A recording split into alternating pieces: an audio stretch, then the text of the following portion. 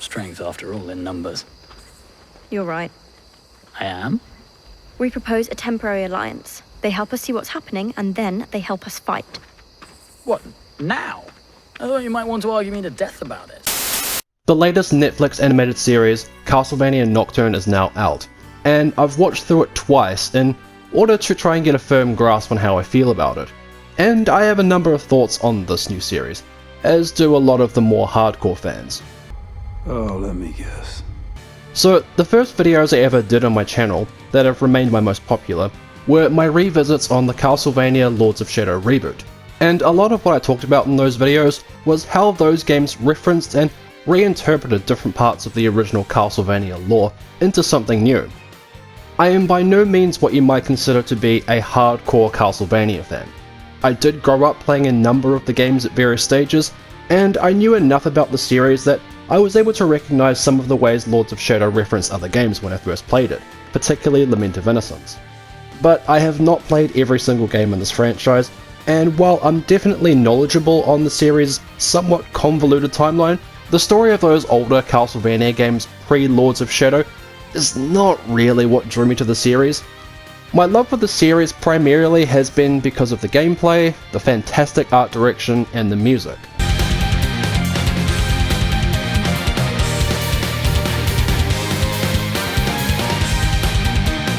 So I think that may be a big part of why I really loved the first series of Castlevania, and how it took various pieces of the entire franchise to create a story and a world that both tributed the games and also was very much its own thing, because it had to be, really. Creating a one-to-one recreation of those early games in either live action or animation would have been almost impossible, or just really boring to watch. I mean, this was the caliber of storytelling in Castlevania 3. During 15th century Europe, there lived a person named Dracula. He practiced sorcery in order to create a bad world filled with evil. But you know that the word Telok means of death, right? Shut up. It's the magical door of death, Belmont. All of the games pre-Symphony of the Night barely had stories to them, much like the original Doom. They were just there largely as excuses to facilitate the gameplay, and even Symphony itself has a pretty simple story. This is the reason why I presume they won't be adapting Castlevania 4 with Simon Belmont, because that game is literally just him fighting his way to the castle and that's it. Unless I guess they did a Samurai Jack style approach to the tone and storytelling, but I don't know, I think that's a very specific style to get right. He just grew that stupid beard. It looks like he'll be here forever! So like I said, I really did love the first series of Castlevania.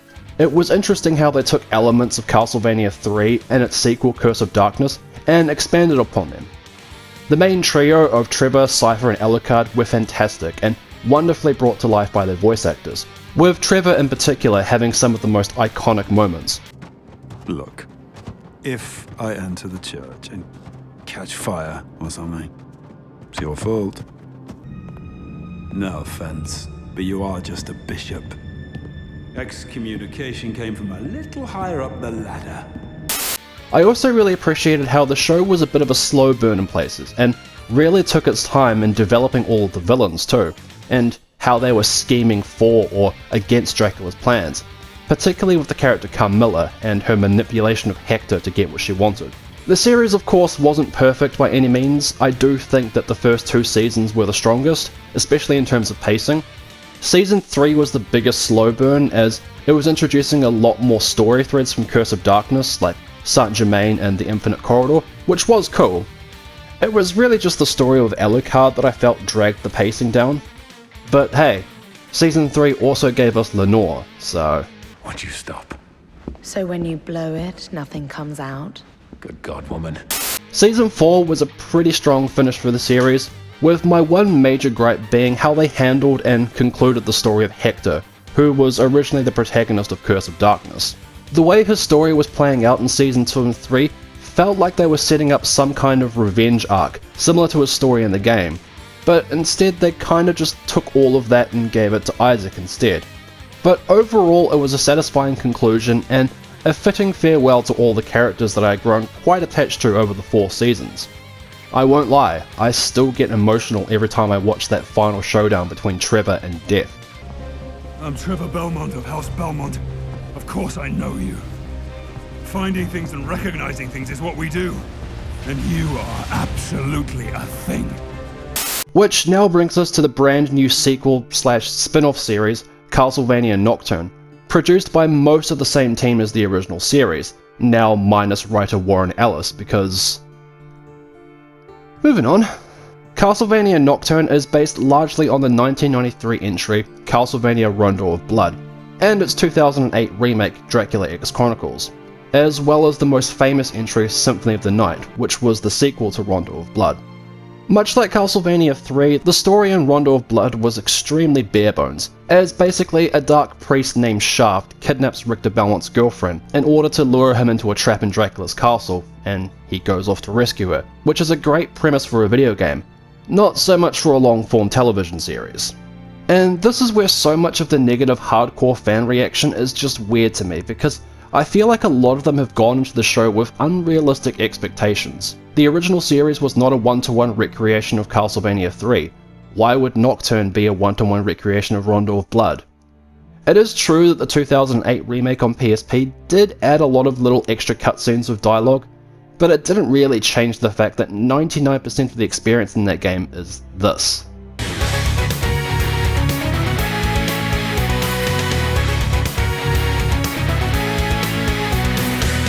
Before I get into spoilers, if you haven't seen the show, I will say now that if you enjoyed the original Castlevania series, I think you'll probably enjoy Castlevania Nocturne. If you hated the original Castlevania series, however, you probably won't enjoy Castlevania Nocturne. I like tea. I don't. I can definitely understand when people get upset over changes to adaptations like, say, The Last of Us for example, which has an extremely well-detailed narrative, and the characters have very specific dynamics with one another, and certain story beats have to happen. Or like when a novel is adapted poorly by Amazon, looking at you, the Wheel of Time. I've seen accusations thrown around that the series creators are embarrassed of the source material, or that they hate the games, and that is why Nocturne, so far, seems like it doesn't share a lot in common with the game, when in reality almost all of the changes made so far make a lot of sense in my opinion. It is true that Rondo of Blood was not set in France, it was set in Transylvania like almost every other game. However, Rondo of Blood does take place in 1792, which is when the French Revolution was taking place in history, and moving the story into the setting makes a lot of sense from a writing perspective for a number of reasons. For a start, it immediately creates stakes and a sense of turmoil within the world the characters find themselves, as there is already a conflict ensuing that you can pit the characters against, and then you can throw some vampires in there to complicate things even further. This setup then provides interesting motivations, particularly with the character of Maria, who is a young revolutionary as well as a speaker magician. This gives her more of a purpose in the story, as in the game she was just a young girl that Richter rescues in the castle. Richter and Maria are now adoptive siblings in the show too that grew up together, which plays a big part in Richter's development during the season, along with his cocky demeanour hiding his unresolved trauma over the death of his mother. We're looking for someone called Belmont. That would be the ungrateful wanker. The backdrop of the French Revolution also makes perfect sense thematically, as the corruption of the church was a massive part of the first series. Not only did the church excommunicate the Belmont family and brand Trevor as a heretic, which is a big part of why he was so disillusioned in Season 1. I don't care. But the bishop also orders the execution of Lisa Tepesh under the false pretense of her performing witchcraft, and the death of Lisa then drives Dracula insane and prompts him to declare war against humanity. Now, in Rondo of Blood, the priest Shaft was just a devout servant of Dracula, and that's the reason he resurrects Dracula. Which again, this is fine for a video game, but it would be incredibly boring in a television series. With Nocturne taking place during the French Revolution, the abbot Emmanuel, who is definitely this show's version of Shaft, now has a much more complicated reason for working with the vampires, as during the French Revolution, the Catholic monarchy was completely abolished because they were corrupt and hoarding wealth from the general population. The abbot in Nocturne is then naturally going to be against the revolution, only he takes his retaliation to a completely unhinged extreme by siding with the vampires, and has deluded himself into believing their vampire messiah will save him and the church. But clearly he's already gone off the deep end if he's forging night creatures for the vampires anyway. So instead, this would be... classic vampirism. Which then brings me to the other villains introduced in Nocturne, and I'll start with Olrox. Now, there have been some complaints made about him, largely centered around the fact that he's now Native American, but I actually really like what they do with his character, because, again, he wasn't a real character in Symphony of the Night, and his name was just a reference to Count Orlok from the 1922 film Nosferatu, which was controversial for being an unofficial adaptation of the Dracula novel. A user on Reddit did point out that there is a Castlevania novel that was only released in Japan in which Orlok appears, that gives him a personality very similar to the one he has in Nocturne, where he's not sadistic and arrogant like other vampires, and instead he is more fascinated by the desires and behaviours of humans. And this makes sense, because the reason he kills Richter's mother Julia was simply just for retribution since she killed someone that he loved. Then he chooses not to kill Richter as well in that moment, because he's more curious to see what Richter will become when he's older as a result of this tragedy. It also explains why he seems to be leaning towards a more anti-hero role, which creates a wonderful dilemma with Richter having to trust his mother's killer. These are things that make stories interesting. Little boy Belmont, all grown up. Now, the main antagonists of Castlevania Nocturne ultimately are the characters of Drolta and Erzsébet Bathory, originally from the game Castlevania Bloodlines, instead of Shaft and Dracula like Rondo of Blood. The reason for picking Erzsébet in particular as the central antagonist makes a lot of sense, again, if you actually look into history and who she was based upon. In Castlevania Bloodlines, the vampire Elizabeth Bartley was inspired by a real historical figure from the 15th century, Hungarian Countess Elizabeth Bathory, who was allegedly a prolific serial killer of hundreds of young women. This notoriety quickly created a lot of folklore surrounding her, with some stories essentially painting her as a vampire that bathed in the blood of virgins to stay youthful. And you can see throughout the show that Erzsébet has a particular inclination towards torturing and feeding on young women. If you want to create a diabolical antagonist for your series, that's not a bad inspiration point to draw from, especially since the first Castlevania series had already used Dracula, Death, and Carmilla as the central antagonists. So Erzsébet does make sense as the next best villain to use.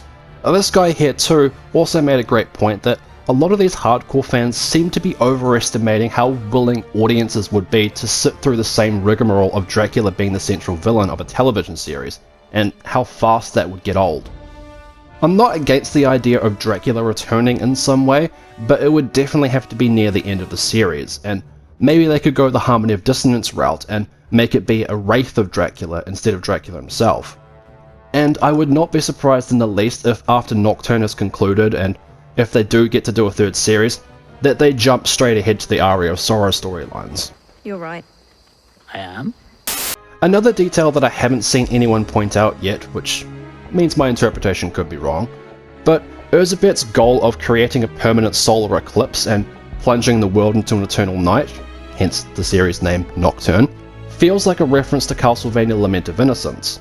The vampire Walter Bernhard in that game used the Ebony Stone to lock the forest surrounding his castle in eternal night, making him almost invincible, and it feels to me like the writers have taken this small idea and expanded on it for Nocturne, which I think is cool. God, I haven't even talked about the protagonists yet.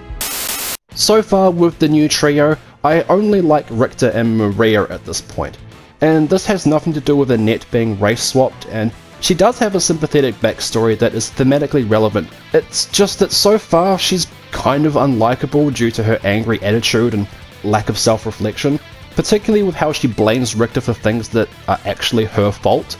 Like the death of Edouard was on her because of her inability to control her emotions that got them caught at the Vampire Palace. And especially her calling him useless after the fight underneath the Abbey.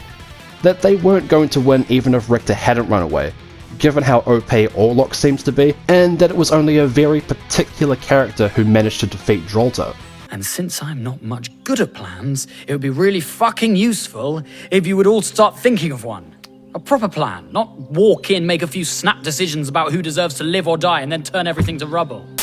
There have been complaints about Richter not being as powerful as his video game counterpart, which I think is a very reductive complaint to make again, because this isn't a video game, and it would just be really boring if he was completely OP from the start.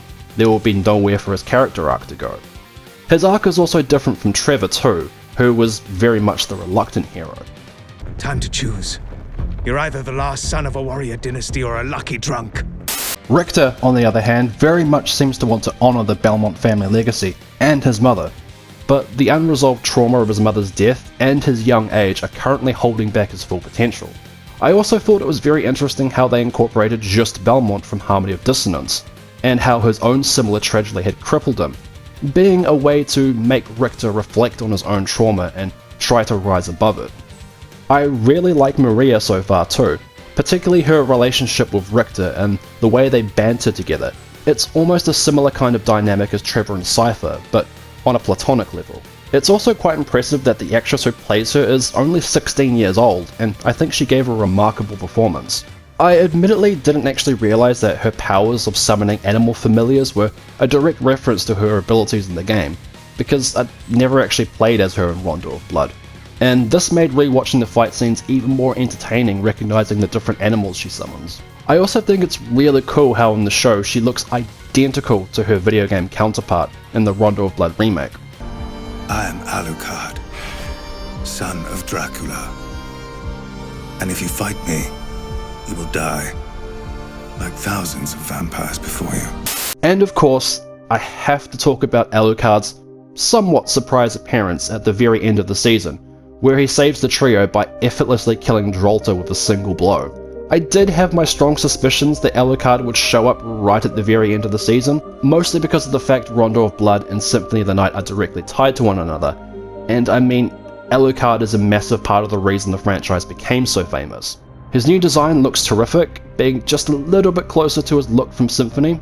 I'm very intrigued to see what they'll do with him in the next season, because his appearance in the show is actually a lot earlier than compared to the games, as essentially this first season of Nocturne more or less ends where the events of Rondo of Blood would start, and Alucard doesn't turn up in the game timeline until Symphony of the Night, which is 4 years after.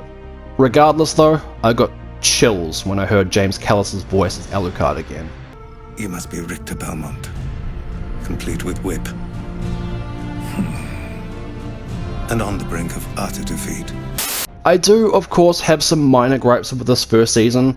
I can definitely understand and agree when people say that this season has some pacing issues, and that it feels like there is quite a lot of story jam-packed into 8 episodes, with the many subplots like Orlox's true motivations, the appearance of Just Belmont, and the revelation of Maria's true lineage. I found the death of Edward was a bit too sudden, as he died only 2 episodes in before we even barely got to know him, so I can't say I really felt any strong emotion towards his demise. And then placing Annette's flashback right after did slow the pacing down a bit, I found. That said, I am intrigued to see where they go with that now that he's a night creature and seems to have retained his humanity. At this point though, I'm willing to look past some of the pacing issues this season has, because really this is just Act 1 of a much larger story, and there is every chance that when we finally get the entire story, whether it be 3 or 4 seasons long, everything will flow much smoother. So yeah, ultimately I really enjoyed the first season of Castlevania Nocturne, and a lot of the negative backlash against it I just really don't agree with. I mean, if you think the dialogue is shit, that's fine. If you think the animation is bad somehow, that's fine too, I guess. But this whole narrative that the creators are embarrassed of or hate the source material, I think is a really disingenuous thing to say, and I think it's extremely likely that many people went into the series ready to hate it from the get-go. Sam and Adam Dietz are doing a great job translating and revamping such an old game into a new medium, and I'm very excited to see where the rest of the series goes. Anyway, those have been my thoughts on Castlevania Nocturne. I really enjoyed it as a fan of the games, and can appreciate that certain liberties and changes have to be made when translating something as old as Castlevania into a new medium. This video has been a little more of a rant than a traditional review, and I expect people are going to continue to hate the show regardless, but hopefully some of the things I pointed out might help you make sense of some of the decisions made in the show. That's all from me with this one. I'm tired. I had to read so many negative threads on this series for this video. Like and subscribe. Goodbye.